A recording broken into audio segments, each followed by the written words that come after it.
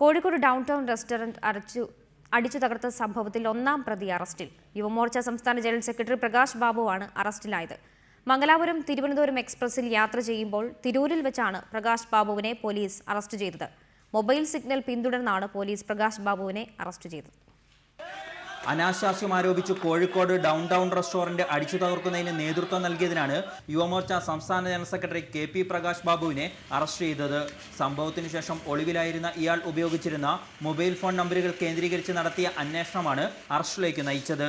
Mobile phone സിഗ്നലുകളിൽ നിന്നും ഇയാൾ തിരൂർ ഭാഗത്തേക്ക് സഞ്ചരിക്കുന്നതായി വ്യക്തമായി.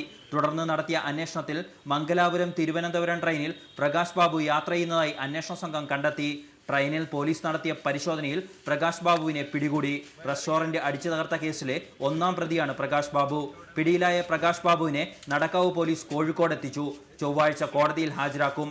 ഇതോടെ കേസിൽ അറസ്റ്റിലായ യുവമോർച്ച പ്രവർത്തകരുടെ എണ്ണം 3 ആയി. റിപ്പോർട്ടർ, കോഴിക്കോട്.